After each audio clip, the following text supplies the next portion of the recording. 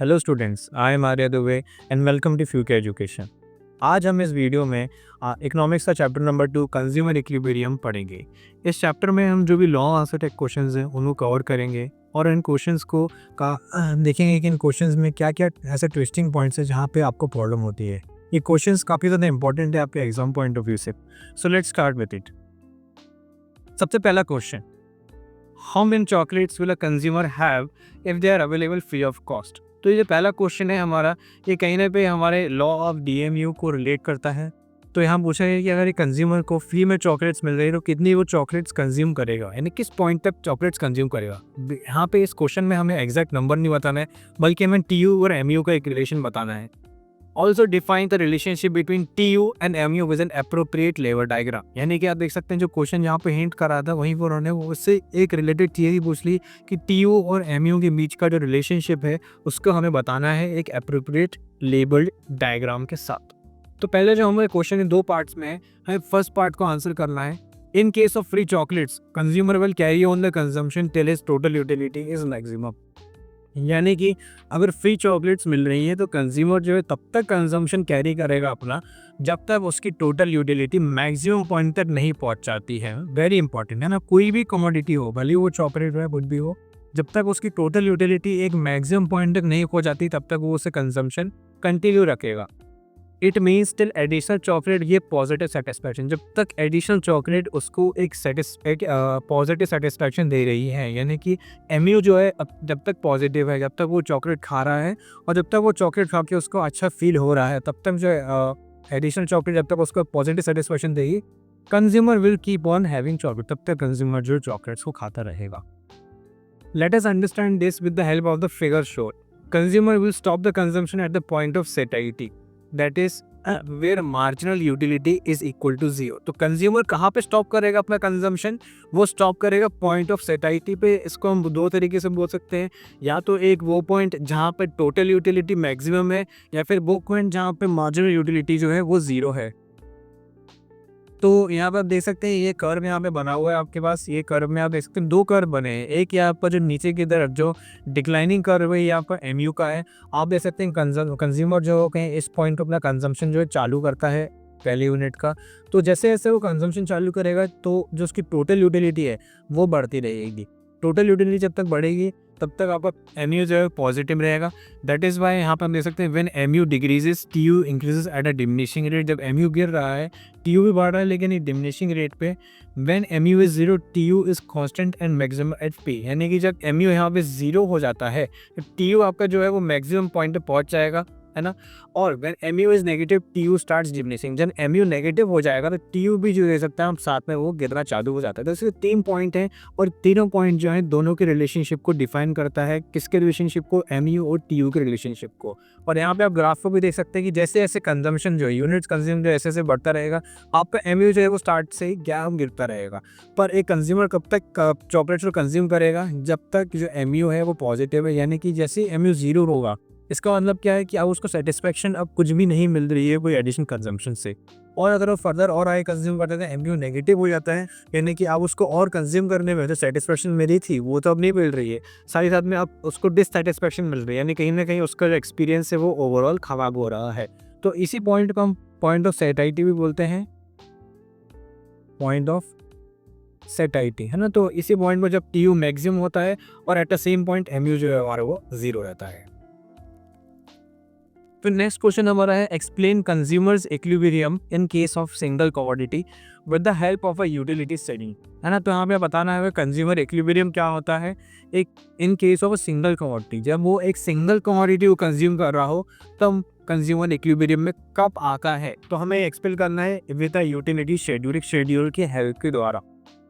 A consumer purchasing a single commodity will be at equilibrium when he buys the commodity in such a quantity that gives him maximum satisfaction। यानी कि जब एक consumer एक single commodity को purchase कर रहा होगा तो तब इक्विलिब्रियम में होगा जब वो कमोडिटी उसको मैक्सिमम सेटिस्फैक्शन दे रही होगी। यानी कि इस क्वांटिटी में वो उसे कंज्यूम करेगा, यानी उसकी इतनी यूनिट्स कंज्यूम करेगा जिस यूनिट्स में उसको मैक्सिमम सेटिस्फैक्शन मिल रहा हो।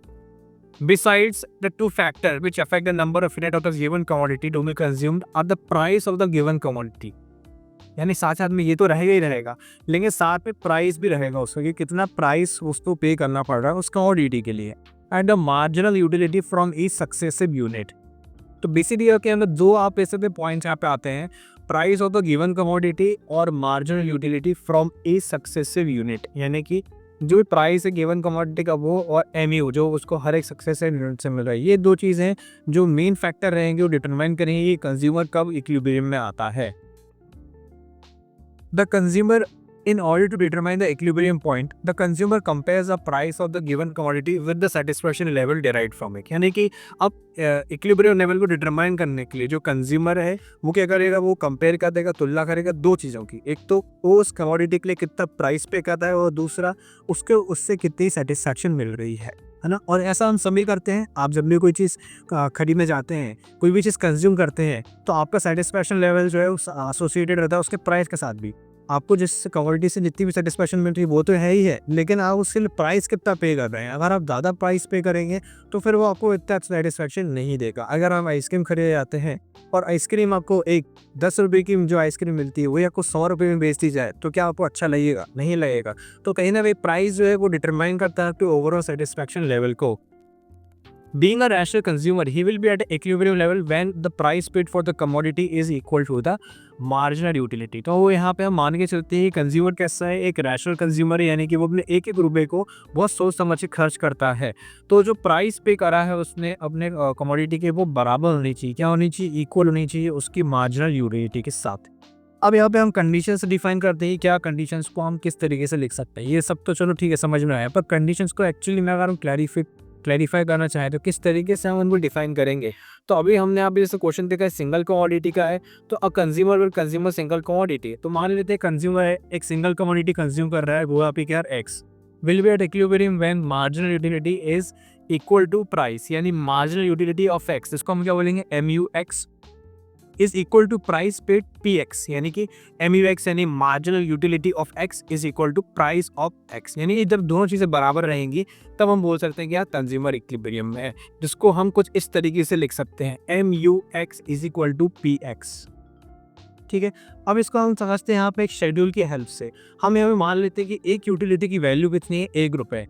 क्यों ऐसा मान लेते हैं? Because for the sake of simplicity, नहीं तो फिर ये चीज़ क्या है, आपको फिर से कॉम्प्लिकेटेड रहेगी और आप समझ नहीं पाएंगे। तो हमने बोला यूनिट ऑफ एक्स से 1 2 3 4 5, उसका प्राइस 10 रुपये है ना, मतलब कि एक यूनिट कंज्यूम करने पे आपको एक यूनिट 10 रुपये की पड़ रही है। तो अब यहाँ पे हम देखते हैं कि कैसे एडिशनल यूटिलिटी हमें मिल रही, 30, 20, 10, 0 और -10। ये उसी क्या है, मार्जिनल यूटिलिटी है। और इसी मार्जिनल यूटिलिटी को हम मान के चलते हैं कि एक यूटिल की वैल्यू 1 रुपये है। तो यानी कि हमें 30 यूटिलिटी मिली, तो इसको अगर हम प्राइस के टर्म्स में MUX बनाना चाहें तो वो भी कितनी हो जाएगी, 30 हो जाएगी। 30, 20, 10, 0 और -10। तो ये हमारा प्राइस हो गया और ये हमारा MUX हो गया, PX और MUX। अब कंज्यूमर इक्विलिब्रियम में कब आएगा? जब ये दोनों चीज़ें जो हैं बराबर हो जाएंगी, जब इक्वल हो जाएंगी। यूनिट ऑफ एक्स पे देखिए पहला कंज्यूम करता है तो उसको 10 रुपये पे करना पड़ रहा है। 10 रुपये पे करके उसको कितनी सेटिस्फैक्शन या यूटिलिटी मिल रही है, 30। फिर बाद में वो 10 रुपये फिर पे करता है, उसको कितनी यूटिलिटी मिली, 20। तो इस पॉइंट पर भी क्या हो रहा है, इस पॉइंट पे अभी मार्जिनल यूटिलिटी ज़्यादा है, यानी कंज्यूमर हम कम पैसा पे कर रहा है लेकिन उसको ज़्यादा क्या सेटिस्फैक्शन मिल रहा है ना। वो कम पैसा पे कर रहा है लेकिन उसको ज़्यादा सेटिस्फैक्शन मिल रहा है, जिस कारण से अभी वो कंजम्पशन जो है चालू रखेगा। फिर आप थर्ड कमोडिटी जब वो कंज्यूम करता है तो 10, उसकी यहाँ पे देख सकते हैं कि यहाँ पे 10 प्राइस पे करा उसने, और MUX कितना है, MUX को कितना 10 आया। यानी इस पॉइंट से जितना पैसा पे करा उसको उतनी उसको सेटिस्फैक्शन भी मिली। तो यहाँ पे देख सकते हैं रिमार्क्स में पहले था हमारा here MUX is greater than PX so the consumer will increase the consumption. यानी कि MUX जो है ज़्यादा है PX से, तो अभी कंज्यूमर जो है अपने कंजम्पशन को इंक्रीज करेगा। इस पॉइंट पे क्या हो रहा है, इस पॉइंट पे MUX इक्वल टू PX हो गया, यानी कि इस पॉइंट पे अब उसको सेटिस्फैक्शन जो है यहाँ पे आके बढ़ना रुक जाता है। और इसी सिचुएशन को हम क्या बोलते हैं, कंज्यूमर इक्विलिब्रियम। तो जो कंज्यूमर है वो अपना इस पॉइंट पे जो कंजम्पशन उसको रोक देगा। अगर वो इस पॉइंट के आगे अपना कंजम्पशन बढ़ाता है, यानी कि 4th और 5th यूनिट पे, तो जो प्राइस है 10, उसका वो सेटिस्फैक्शन जो है पहले तो वो 0 देगा, यानी कि कम हो गया है ना। जिससे कि क्या हो सकता है, सेटिस्फैक्शन को हम देखें MUX माइनस PX, तो पहले तो उसको एडिशनल मिल रहा था 20, 10, 0, पर अब वो नेगेटिव में चला गया। अब उसको उतना तो मज़ा नहीं आ रहा है ना, अब उसका सेटिस्फैक्शन लेवल जो है वो गिर गया है। तो here MUX is less than PX, so the consumer will decrease the consumption, यानी कि MUX जो है अब कम हो गया का सेटिस्फेक्शन कम आ रहा है, वो पैसा ज़्यादा खर्च कर रहा है, जिस कारण से कंज्यूमर जो है अपना कंजम्पशन डिक्रीज़ कर देगा। इसी को अगर हम ग्राफिकली शो करें तो कुछ इस तरीके से यहाँ ग्राफिकली शो करा रहेगा, जहाँ पे ये रेड लाइन जो आपको दिख रही है ये आपका क्या है, यहाँ का MUX है, यानी कि मार्जिनल यूटिलिटी ऑफ एक्स है, जो कि स्टार्टिंग से आप देख सकते हैं कि यहाँ पे 1 यूनिट का अंदर कंज्यूम हुआ 30 और फिर वो आगे आगे फर्दर कंजम्पशन पे ड्रॉप होती जा रही है। In the above graph, the slope of curve is going downward, which indicate that the marginal utility falls when an additional commodity of X is consumed because of the law of DMU, है ना। और यहाँ पे law of DMU is at the play, क्योंकि यहाँ पे marginal utility देने का कारण ही क्या है, लॉ ऑफ DMU। जैसे जैसे आप और यूनिट कंज्यूम करेंगे तो आपकी जो मार्जिनल यूटिलिटी है वो गिरती जाएगी। तो इस सवाल पे आप देख सकते हैं स्लोप का कैसा है, डाउनवर्ड है। Also price PX is a straight line, जो प्राइस है वो स्ट्रेट लाइन है, क्योंकि हमने मान के चला प्राइस का, तो हमने किसी भी कमोडिटी का जो प्राइस फिक्स कर दिया वो कितने रुपये 10 होते हुए, तो PX देख सकते हैं यहाँ पे स्ट्रेट लाइन है जो कि 10 पे फिक्स है। Y एक्सिस पे हमने MU और PX को पुट किया है और X एक्सिस पे हमने यूनिट्स को पुट किया है, कितनी यूनिट्स हम कंज्यूम कर रहे हैं। तो अब यहाँ पे देख सकते हैं X की यहाँ पे यूनिट है 1 2 3 4, है ना। और हम जानते हैं कि एक थर्ड यूनिट, क्योंकि ये जो शेड्यूल है ये पिछले वाले पेज पे जो आपका ये जो ग्राफ है जो पिछले शेड्यूल पे बेस्ड है, तो थर्ड यूनिट पे उसको सेटिस्फैक्शन मिल जाता है, जहाँ पे MUX का ग्राफ इंटरसेक्ट करता है, कट करता है किसको, PX से ग्राफ कर एट पॉइंट E, जिसको हमने बोला consumer equilibrium MUX is equal to PX। और 0 MU यानी पॉइंट ऑफ सेटिलिटी है ना। बाकी आपको जो मेन आपको यहाँ पे क्या वो बताना है कहाँ पे वो कंज्यूमर इक्विलिब्रियम पाएगा। So he will be at equilibrium at point E, जहाँ पे MUX will be equal to PX, वो है पॉइंट यहाँ पे 10, जो कि कंजम्पशन कितना है 3 यूनिट्स का। ठीक है, फिर हम आगे बढ़ेंगे नेक्स्ट क्वेश्चन पे। Explain the properties of indifference curve. तो इंडिफरेंस कर्व की हमें यहाँ पे प्रॉपर्टीज एक्सप्लेन करनी है। It is a very important question जो बार पूछा जाता है और अलग अलग वे से भी इसको पूछा जा सकता है। यानी कि इंडिफरेंस कर्व की जो प्रॉपर्टीज़ हैं वो हमें सिर्फ याद ही नहीं बल्कि उन्हें हम एक्सप्लेन करते हुए भी आना चाहिए। तो पहला पॉइंट दिया है, indifference curve always slopes downward from left to right. तो इंडिफरेंस कर्व जो है वो हमेशा नीचे की तरफ स्लोप पड़ता है, लेफ्ट से लेकर राइट की तरफ। आप देख सकते हैं स्क्रीन के सामने आपके यहाँ पे एक इंडिफरेंस कर्व बना हुआ है, दो कमोडिटीज़ का, एक गुड X का और एक गुड Y का। तो आप देख सकते हैं शेप कैसा है उसका, वो लेफ्ट से लेके कहाँ जा रहा है, राइट पे जा रहा है ना। हम देखें आपके लेफ्ट से वो राइट की तरफ जा रहा है, तो इसलिए वो लेफ्ट टू राइट जाता है नीचे की ओर। An indifference curve is defined as a curve that gives an equal level of satisfaction to a consumer at every possible combination। यानी कि ऐसा कर्व होता है जो इक्वल लेवल ऑफ सेटिस्फैक्शन दे रहा है हर एक कॉम्बिनेशन पे, तो consumer at every possible combination. It is possible when a consumer is willing to sacrifice some quantity of a good to gain an additional unit of other good। कब possible होता है, जब वो एक गुड को sacrifice करने में ready होता है। इसी कारण से उसका जो कर्व है वो नीचे की तरफ जाता है। अगर उसको Y का कंजम्पशन बढ़ाना है तो उसको X का कंजम्पशन कम करना पड़ेगा, इसलिए Y आगे बढ़ता है और X जो है वो कम होता है, तभी उसका शेप इस तरीके से कुछ फॉर्म होता है। जब को सेक्रीफाइस करेगा किसी दूसरे गुड को गेन करने के, तभी वो कॉम्बिनेशन पॉसिबल है। If a consumer is having more of a good without any fall in another good, the consumer will achieve a high satisfaction level instead of equal। और अगर कंज्यूमर को ज़्यादा अगर किसी गुड का मिल रहा है, कंजम्पशन कर रहा है, तो कंज्यूमर को ज़्यादा सेटिस्फैक्शन भी मिलेगा।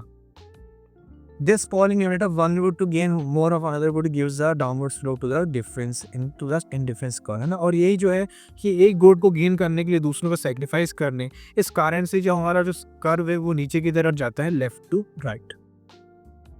नेक्स्ट पॉइंट हमारा आएगा, indifference curve are always concave to the origin, है ना।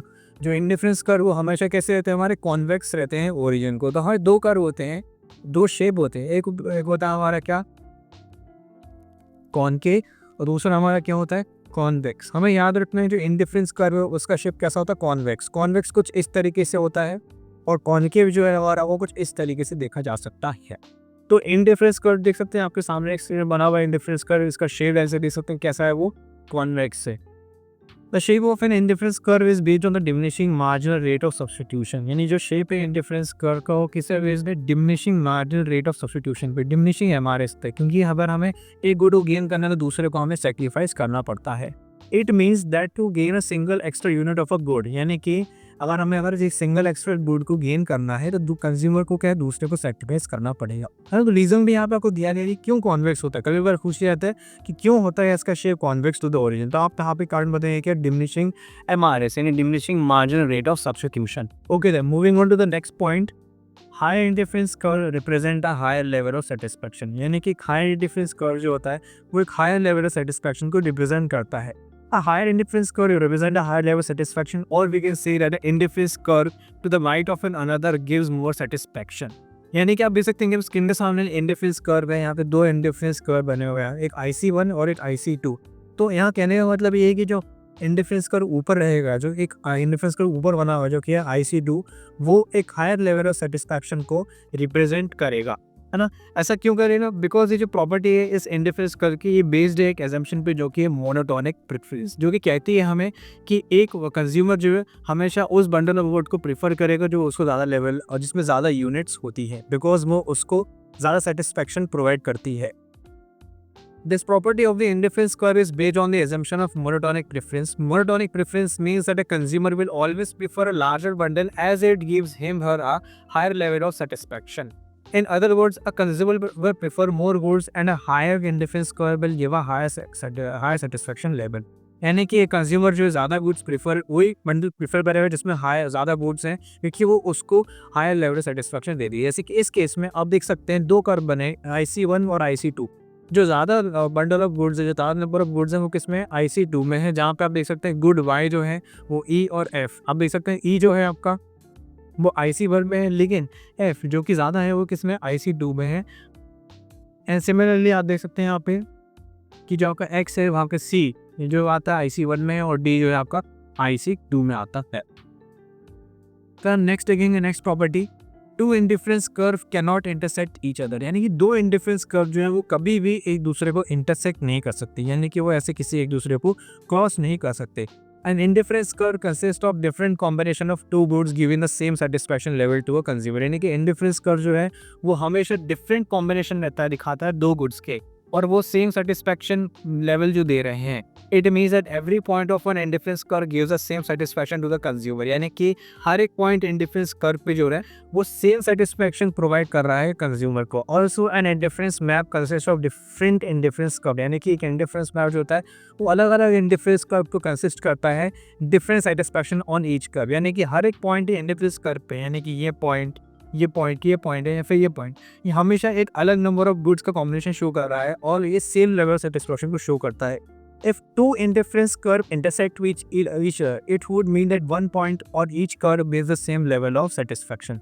यानी कि अगर दो इंडिफरेंस कर्व एक दूसरे को इंटरसेक्ट कर रहे हैं, जैसे कि इस केस में हम देख सकते हैं यहाँ पे IC1 और IC2 एट पॉइंट से भी इंटरसेक्ट कर रहे हैं, यानी कहने का मतलब है कि ये दोनों कॉम्बिनेशन जो है सेम लेवल ऑफ सेटिस्फैक्शन दे रहे हैं। It would mean that one point on each curve is the same level of satisfaction which contradicts the meaning of an indifference map, है ना। तो यानी कि आप जैसे जानते हैं कि IC1 जो है वो अलग इंडिफरेंस कर्व के अलग सेटिस्फैक्शन लेवल शो कर रहा है और IC2 अलग सेटिस्फैक्शन शो कर रहा है, लेकिन हमने सब डिस्कस करा कि हर एक पॉइंट जो है वो same level of satisfaction he show करेगा। तो दैट इज़ वाई यहाँ पे कॉन्ट्राडिक्शन आ जाता है इस पॉइंट को लेके हमारे, इसलिए यहाँ पे इंडिफरेंस कर्व जो है कभी भी एक दूसरे को इंटरसेक्ट नहीं कर सकते, यानी कि ये जो सिनेरियो आपके सामने दिख रहा है ये पॉसिबल नहीं है। Therefore two indifference curve never intersect each other. Okay, तो नेक्स्ट पॉइंट में बढ़ेंगे जो कि है an indifference curve never touches either of the axis. The indifference curve is based on the assumption that a consumer considers different possible combination of two goods. एक indifference curve इस assumption में based है, यानी कि consumer जो है वो हमेशा डिफरेंट पॉसिबल कॉम्बिनेशंस कंज्यूम कर रहा है दो गुड्स के एंड वांट बोथ गुड्स, यानी कि उसको दोनों गुड्स चाहिए।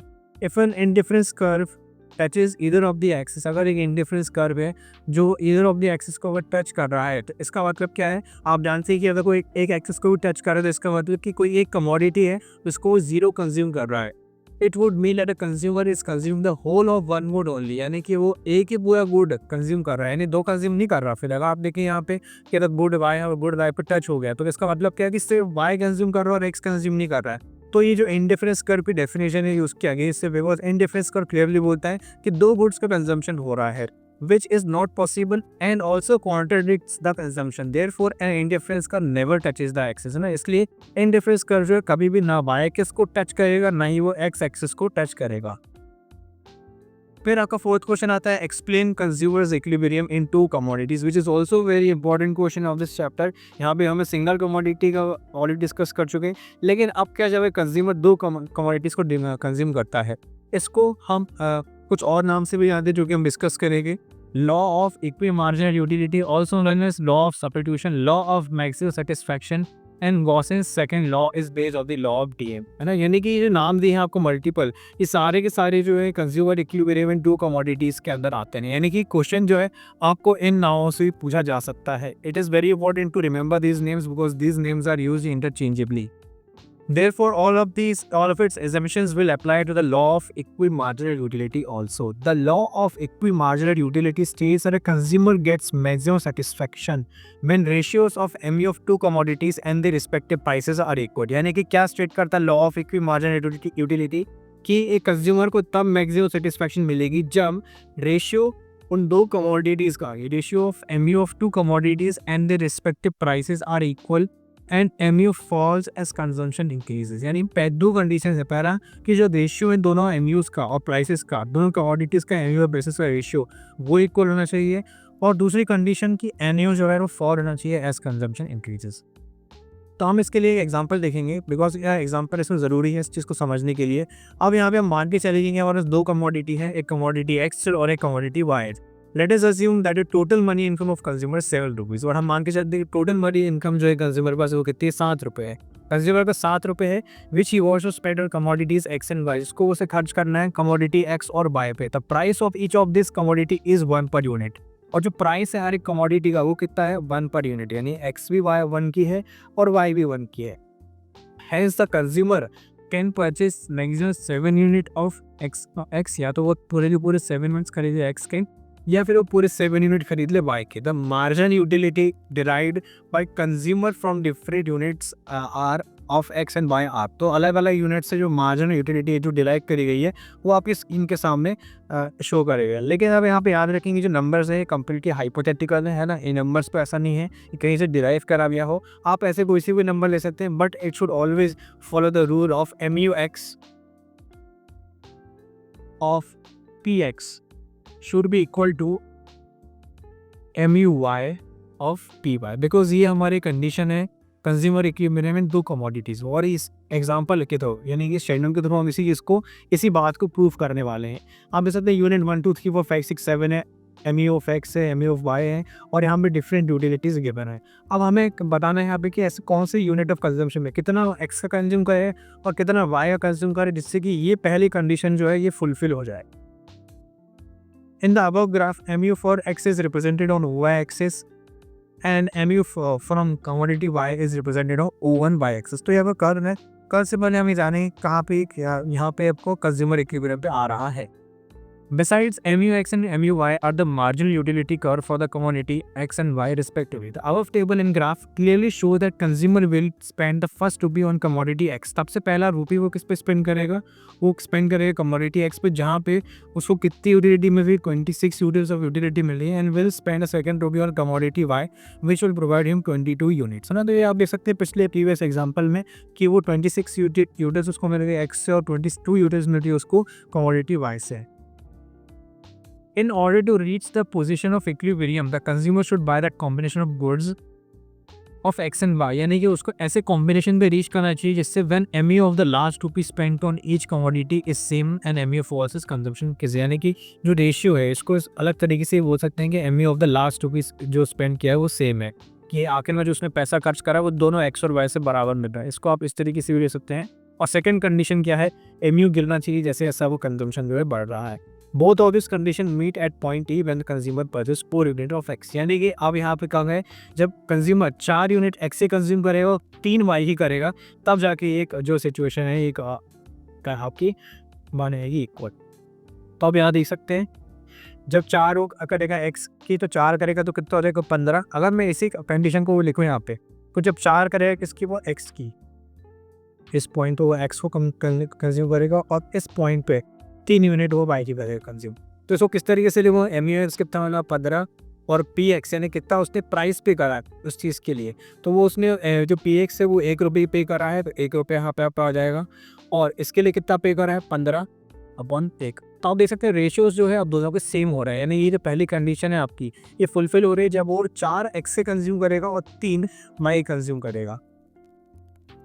तो इस तरीके से यहाँ पे आप देख सकते हैं ये बोला गया है। और अगर हम उसे ग्राफिकली रिप्रेजेंट करें तो consumer equilibrium in two commodities case, तो आपकी दो वाई केस बनेंगे, एक वाई और एक वाई वन, जहाँ पे वाई पे आप एक्स कमोडिटी को रिप्रेजेंट कर रहे हैं और वाई वन पे आप वाई कमोडिटी को रिप्रेजेंट कर रहे हैं। तो मैंने फिक्स कमोडिटी को कहाँ तक कंज्यूम करा, 0.4 यूनिट्स तक, और वाई को मैंने कहाँ तक करा, वाई का करा यहाँ रिवर्स में लेके चलूँ तो वाई को मैंने कुछ इस तरीके से यहाँ से करा कंज्यूम, वो भी 30 में तक, 1, 2 और 3। तो ये जो पॉइंट ई है यहाँ पे आपका MUY और MUX दोनों यहाँ पे इंटरसेक्ट करेंगे इस पॉइंट पे, और ये पूरा पॉइंट जो है जहाँ पे MUX और MUY इक्वल है, कितना है 15 है।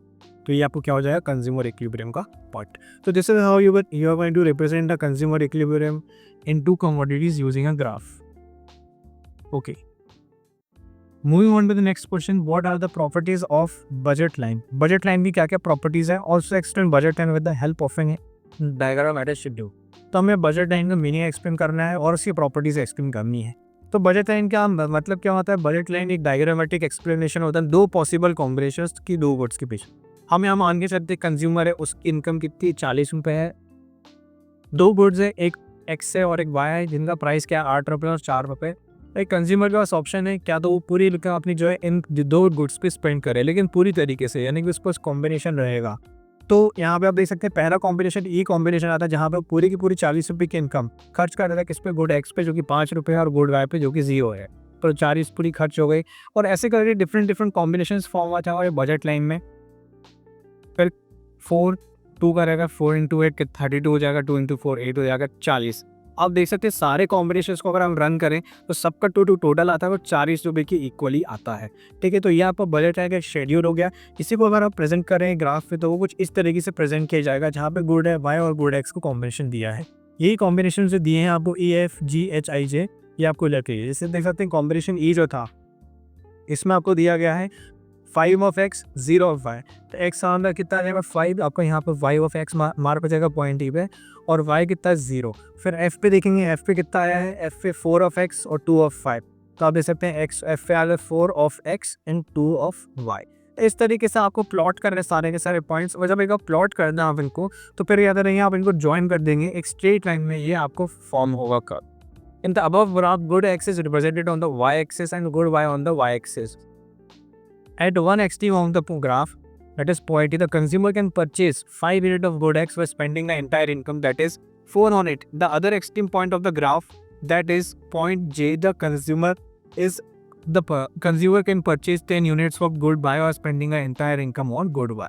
ठीक है, तो आप देख सकते हैं कि यहाँ पे बताइए कि एक्सट्रीम एंड पे जो कंज्यूमर है वो पूरी इनकम जो है एक्स पे स्पेंड करता है, तो ये एक्सट्रीम एंड ई पे हो गया, और एक एक्सट्रीम एंड यहाँ पे जे हो गया, पूरी इनकम जो है वाई पे स्पेंड करता है। The other extreme point of the graph, that is point J, the consumer can purchase 10 units of good Y by spending the entire income on good Y. यानी कि आपने वही देखा कि सारे के साथ 10 यूनिट्स वो बाई की खरीदेगा तो पूरी इनकम है, तो अगर 5 यूनिट एक्स खरीदेगा तो 5 यहाँ पे आ जाएगा।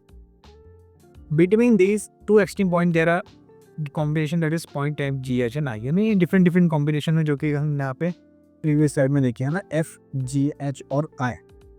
ठीक है, by joining a point from E to J, a straight line AB is formed, which is known as a budget line और price line। और जब इनको हम ज्वाइन करते हैं तो एक स्ट्रेट लाइन फॉर्म होती है जिसको हम क्या बोलते हैं, बजट लाइन या फिर प्राइस लाइन। ओके, और यहीं पे प्रॉपर्टीज देखेंगे तो बजट लाइन की दो प्रॉपर्टीज होती है, मेजर प्रॉपर्टीज। पहली, बजट लाइन स्लोप्स डाउनवर्ड। तो बजट लाइन जो है वो किस तरीके से स्लोप करता है, आप देख सकते हैं वो ऊपर से नीचे की ओर जा रहा है, यानी कि वो नीचे की तरफ स्लोप करता है। The slope of budget line is negative. It means that as more of one good is bought by reducing some unit of the other good, the slope of the budget line goes downwards. यानी कि अगर आप कोई दूसरा आप दो goods consume कर रहे हैं और आपको किसी एक गुड का कंजम्पशन बढ़ाना है तो आपको दूसरे गुड का कंजम्पशन कम करना पड़ेगा। इस कारण से जो उसका स्लोप है वो नीचे की तरफ जाता है। Second, budget line is a straight line. We know that the slope of the budget line is represented by the price ratio. जैसे कि हमें पता है कि बजट लाइन का जो स्लोप है वो किससे आता है, प्राइस रेशियो के कारण आता है, यानी कि सबके सब जो स्लोप दिया गया है प्राइस रेशियो के कारण बने गए हैं, which is constant throughout, therefore the budget line is a straight line. यानी कि जो कंज्यूमर का जो बजट है वो आप देखोगे थ्रू आउट दिस लाइन वो कितना 40 रुपये ही है, और 40 रुपये से बढ़ नहीं रहा है। 40 रुपये से बढ़ेगा तो कंजम्पशन ही बढ़ जाएगा, और 40 रुपये से कम होगा तो वो कम में हो जाएगा, है ना। और अगर 40 रुपये से बढ़ता है तो फिर वो कंजम्पशन कुछ आगे निकल आएगा पॉइंट पे। आप देख सकते हैं यहाँ पे कि पॉइंट सी दिया है जिसको हमने बोला क्या अनअटेनेबल कॉम्बिनेशन। अनअटेनेबल क्यों बोला गया है? बिकॉज ये जो स्ट्रेट लाइन है इसके बाहर वो कंजम्पशन नहीं कर सकता, बिकॉज कंज्यूमर की लिमिटेड इनकम है जो कि कितनी 40 रुपये। और मैंने पॉइंट डी दिया है, point D indicates that income is under spent, यानी ये डी क्या बता रहा है कि उसने 40 रुपये से कम खर्च करे। तो पॉइंट सी और डी जो है दोनों बजट लाइन का हिस्सा नहीं है, बल्कि सी जो है अनअटेनेबल है, पॉसिबल ही नहीं है, और डी का मतलब है कि उसने अपनी पूरी इनकम खर्च नहीं करी है। ठीक है, तो ये थे बजट लाइन का आपका शेड्यूल, उसका स्लो, उसका कर्व और उसकी कुछ 2 प्रॉपर्टीज़। ओके देन फिर हम नेक्स्ट क्वेश्चन में मूव करते हैं जो कि अब आ रहा है budget set. What is budget set?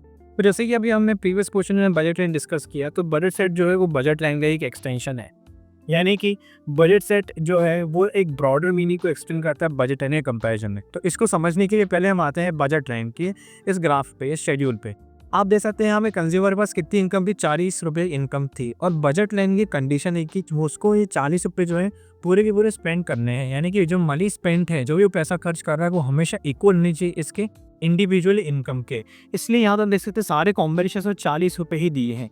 तो इसलिए यहाँ पे 1 2 3 4 5 6 यानी 6 कॉम्बिनेशन जो है वो आपके बनते हैं बजट लाइन में। इस 6 कॉम्बिनेशन ज़्यादा कोई कॉम्बिनेशन और बन नहीं सकता जब वो अपनी पूरी इंडिविजुअल इनकम स्पेंड कर रहा है। लेकिन बजट साइड पे पॉसिबल है इससे ज़्यादा कॉम्बिनेशन देना।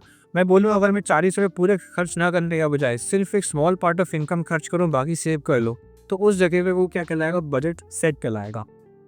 तो हम बजट सेट की डेफिनेशन रीड करते हैं, the set of all possible combination, है ना। तो अब देखिए हमें सारे के सारे possible combination of 2 commodities a consumer can afford to buy with his given income and price in the market is known as budget set. यानी सारे कॉम्बिनेशन की बात कर रहा है। इट डजंट मैटर कि अब कंज्यूमर जो है पूरी इनकम स्पेंड कर रहा है या फिर नहीं कर रहा है।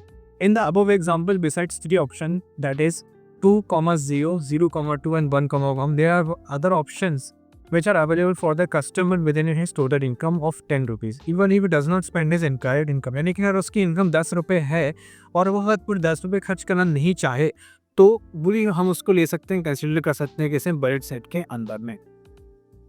अब budget set in this case will include all the bundles which have of total income of 10 rupees. यानी कि अब सारे के सारे उसमें आपके बंडल्स आ जाएंगे सारे के सारे जिसमें 10 रुपये की इनकम के अलावा भी हम उसको ले सकते हैं, 10 से कम भी हो चलेगा। अब पॉसिबल कंज्यूमर बंडल्स आ 0, सबसे पहला जो पॉसिबल कॉम्बिनेशन हो क्या है? 0, क्या मतलब वो 0, का? यानी वो 0 ऑफ x कंज्यूम कर रहा है और 0 ऑफ y कंज्यूम कर रहा है। तो सबसे पहला कॉम्बिनेशन आपका 0, क्योंकि यहाँ पर वो कोई भी पैसा खर्च नहीं कर रहा है, क्योंकि वो ना ही x खरीद रहा है ना y खरीद रहा है। फिर अगला है 0, 1, यानी कि वो एक y खरीद रहा है, 0x खरीद रहा है, 0, 1, 0, 2, 0 एंड 1, 1 यानी एंड सो ऑन। ऐसे करके जितने पॉसिबल कॉम्बिनेशन बनते हैं, यानी ये अदर आपको अपनी पूरी इनकम खर्च करने की कोई ज़रूरत नहीं है। Hence, a consumer's bundle has a quantitative combination 2 goods which a consumer can purchase from his given income, है ना। तो कंज्यूमर्स बंडल फिर वो आ जाते हैं जितने भी पॉसिबल कॉम्बिनेशन जो अपनी इनकम से खरीद सकता है। फिर नेक्स्ट हम यहाँ पे देखेंगे डिफरेंस बिटवीन बजट लाइन और बजट सेट। तो क्या डिफरेंस है बेसिकली, अगर आप इसको हम डिफाइन करना चाहें इस ग्राफ पे, इस डिफरेंसिंग पॉइंट पे, तो मीनिंग देखेंगे बजट लाइन का मीनिंग क्या है? अ graphical representation of all possible combination 2 goods which a consumer can purchase with a given prices and income in a way that the cost of each of its combination is equal to the consumer's money income। यानी कि यहाँ बोला कि सारे possible combinations जो ये consumer खरीद सकता है 2 गुड्स के अपनी प्राइस और इनकम के थ्रू, पर यहाँ पे जो सारे के सारे प्राइस एंड कॉम्बिनेशन का वो कॉस्ट जो है वो इक्वल होनी चाहिए इसकी कंज्यूमर की मनी इनकम की, यानी कि कंडीशन है। बट बजट सेट की अगर आप मीनिंग पढ़ेंगे तो उसमें ऐसा कुछ भी कंडीशन नहीं है।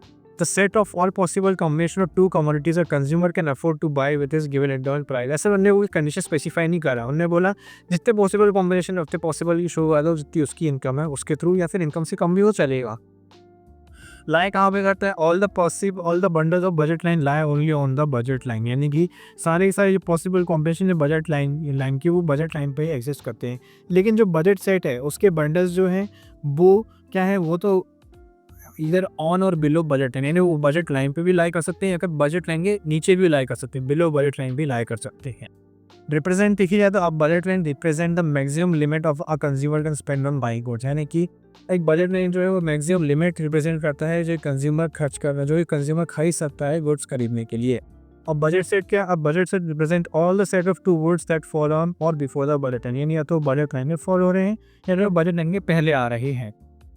सेट्स की अगर बात करिए, a set of two goods represented on the budget line are equal to the consumer income, यानी कि दो गुड्स के जो सेट हैं वो रिप्रेजेंट हो रहे हैं बजट लाइन में जो इक्वल हैं इससे कंज्यूमर इनकम के।